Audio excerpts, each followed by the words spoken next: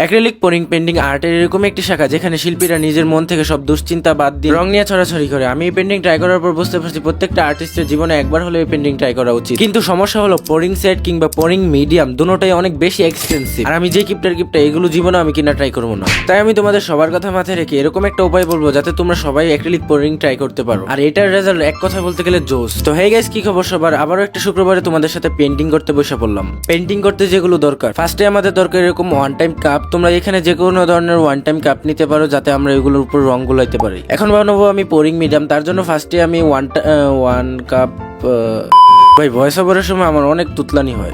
এখানে আমি one time কাপের ভিতর 20 টাকার দামে যে গ্লু পাওয়া যায় ওইগুলো 2টা ঢালছিলাম, বাট পরে মনে হইলো আরেকটা ঢালা উচিত, এই জন্য আরেকটাও ঢালাই ফেললাম। তোমরা এখানে যে কোনো ধরনের গ্লু ঢালতে পারো, আর ওই ওয়ান টাইম কাপগুলো আমার কাছ থেকে মোটমাট 25-30 টাকা নিচ্ছে। এখানে তোমরা ভুলেও গ্লু নিতে কঞ্জুসি করো না, কারণ এই মিডিয়ামের মূল উপাদান হচ্ছে গ্লু। এরপর যতটুকু গ্লু নেওয়া হয়েছে ততটুকু পরিমাণ পানি নিয়ে গ্লু আর পানিটাকে ভালো করে একসাথে মিক্স করে ফেলবো। অ্যাক্রিলিক পোরিং পেন্টিং এর রঙগুলো মূলত একটা তরল অবস্থা থাকে। যদি আমরা ডাইরেক্ট পানি দিয়ে রঙগুলোকে তরল করার চেষ্টা করি তাহলে রঙের ভিতরে থাকা পিগমেন্ট এবং বাইন্ডার গুলো একসাথে থেকে আলাদা হয়ে যাবে। এই জন্য মূলত আমরা অ্যাক্রিলিক পোরিং যে মিডিয়ামটা আছে ওইটা ইউজ করি যাতে এই পিগমেন্ট গুলো আলাদা না হয়। আর যে পোরিং মিডিয়ামটা ওইটা মূলত আঠা দিয়ে মানে বাইন্ডার দিয়ে তৈরি, তাই আমরা আঠা এবং পানি দিয়ে এরকম একটা মিশ্রণ তৈরি করতেছি যাতে ওই মিশ্রণটা ওই বাইন্ডারের পরিবর্তে কাজে লাগানো যায়। আর এখানে মিশ্রণের ঘনত্বটা কিছুটা এরকম হইব। এরপর আমি নিয়ে নিব আমার অ্যাক্রিলিক টিউবগুলো, এগুলোর আজকে কিয়ামত নিশ্চিত। এখানে প্রত্যেকটা কালারের জন্য আলাদা আলাদা করে কাপ নিয়ে নিব। আর আমি এই first time acrylic pouring try করতেছি, আর আমি নিজেও শিখবো, আমি তোমাদেরকেও শিখাই দিব। এরপর যে আমরা গ্লুয়ের যে মিশ্রণটা তৈরি করছিলাম এটা সমানভাবে প্রত্যেকটা পাত্রের মধ্যে ঢাইলা দিব। তারপর লাগবে আমাদের প্রত্যেকটা আর্টিস্টের প্রিয় অ্যাক্রিলিক কালার। এখানে আমরা যতটুকু পরিমাণ গ্লু নিয়েছি তার থেকে একটু কম পরিমাণ অ্যাক্রিলিক কালার নিলেই চলবে। ভাই এই কালারগুলো ঢালতে আমার যে এত কষ্ট লাগতাছিল, বুকের মধ্যে বলতে পারো পাথর দিয়ে রাখছি। কিন্তু একটু ভালো কিছু পাইতে হলে তো একটু খরচ করতেই হইব। এখানে তোমরা অ্যাক্রিলিক পোরিং পেন্টিংটা যেই কালারের করবা সেই কালারের যতগুলো শেড আছে ওইগুলো নেওয়ার চেষ্টা করো, আর অন্য কোনো শেড নেওয়ার চেষ্টা করো না। এখানে আমি রেড কালারের অ্যাক্রিলিক পোরিং পেন্টিং করবো, এই জন্য চেষ্টা করছি আমি রেড কালারের শেডগুলো রাখার। আর এখানে আমি গোল্ডেন আর ব্ল্যাকটা নিচ্ছি এক্সট্রা হিসেবে। এটার মধ্যে যে পানিটা ইউজ করছো তারপর ভুলেও কখনো পানি ইউজ করবা না। তোমরা দেখতেই পারতেছো যে আমাদের তৈরিকৃত মিশ্রণটার সাথে যে অ্যাক্রিলিক কালারটা ভালো করে মিক্স করার পর ওই কালারটা এসে পড়বে। আর দেখতে পারতেছো ঘনত্বটা কিরকম হইব। তো এরকম ঘনত্ব এসে পড়লে বুঝতে পারবা তোমাদের মিশ্রণকৃত কালারটি পেন্টিং এর জন্য রেডি। তো আমি সবগুলো কালারকে সেম একইভাবে মিক্স করে ফেলছি। তো টেবিলের 12 দশা বাজানোর আগে আমি সবগুলো জিনিস উপরে রেখে দিছি যাতে টেবিলের 12 দশা না বাজে।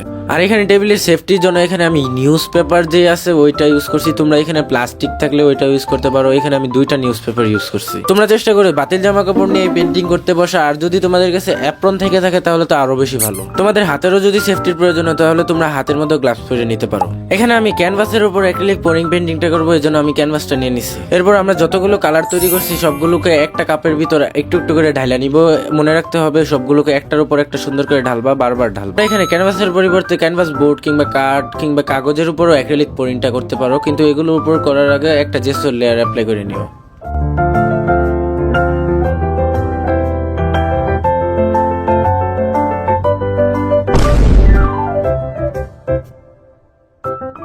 তো আমরা এখানে যে টেকনিকটা ইউজ করবো এটার নাম হচ্ছে ফ্লিপ আপ। প্রথমেই মনে করো কাপটাকে এইভাবে ক্যানভাসের নিচে নিয়ে উল্টায় দিব ক্যানভাসটাকে। তারপর কিছুক্ষণ ক্যানভাসের উপরেই কাপটাকে রেখে দিব। তারপর আস্তে করে কাপটাকে উঠে ফেলবো। কাপটাকে ওঠানোর পর এত স্যাটিসফাই লাগতেছিল, আর কালারগুলোকে ভাই দেখতেই থাকি মনে হইতেছিল।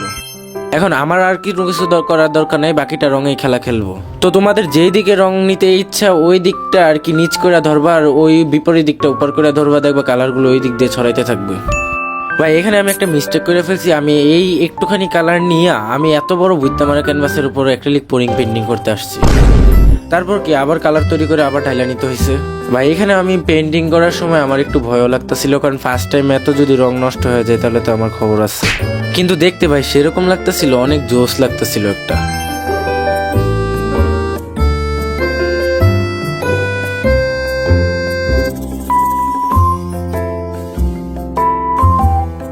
আমি তোমাদেরকে কিছুক্ষণ আগেই বলছি যে কালার নেওয়ার পর আবার ভুলেও পানি না নেওয়ার জন্য, আর এই ভুলটা আমি নিজেই করে ফেলি, দেখতে পারতেছি।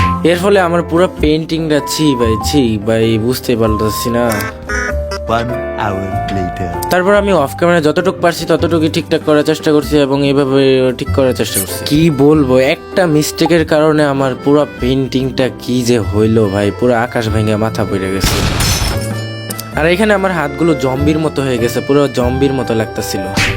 তারপর পেন্টিংটার সাইড দিয়ে আমি এখানে হোয়াইট কালার দিয়ে অনেকগুলো ঢেউ ঢেউ করে দিছি যাতে একটু সুন্দর দেখায়। এরপর আমি পেন্টিংটাকে পুরো 2 দিনের মতো শুকানোর জন্য দিছি। 2 দিন পর ভালো করে শুকানোর পর আমি তোমাদেরকে রেজাল্ট দেখাইতেছি। এখানে আমি পেন্টিংটার উপর বার্নিশ অ্যাপ্লাই করবো যাতে পেন্টিংটা অনেক দিন টেকসই হয়। তোমরা চেষ্টা করো যে পেন্টিং শেষে বার্নিশ অ্যাপ্লাই করার জন্য, যেহেতু আমরা হোমমেড মিডিয়াম দিয়ে এটা তৈরি করছি সেহেতু আমাদের একটা টেকসই নির্ভরতা পাবো বার্নিশ অ্যাপ্লাই করার পর। আচ্ছা তোমরা এখানে বললো তো যে আমি কি কি মিস্টেক করছি, আর আমি ভাবতেছি এই অ্যাক্রিলিক পোরিং আমি আরেকবার ট্রাই করব, ওইটার মধ্যে আমি বইলা দিব কি কি মিস্টেক করছি। তোমরা একটু বললো আমাকে। তোমরা তো দেখতে পারতেছিলা ফার্স্টে কত জোস একটা ইফেক্ট আসতেছিল, কিন্তু আমি পরে গিয়ে হতাশ হয়ে গেছি। বাট এতটাও খারাপ হয় না। তোমাদের কাছে পেন্টিংটা কেমন লাগছে কমেন্টে জানিও। তো ভালোভাবে বার্নিশ অ্যাপ্লাই করা হয়ে গেলে এখানে আমি একটা মার্কার দিয়ে আমার ছাপড়ি মার্কার সাইন দিয়ে দিতেছি, তাহলে আমাদের পেন্টিংটা কমপ্লিট হয়ে যাবে। তোমরা কি রেডি ফাইনাল রেজাল্ট দেখার জন্য? 1 2 3 গো।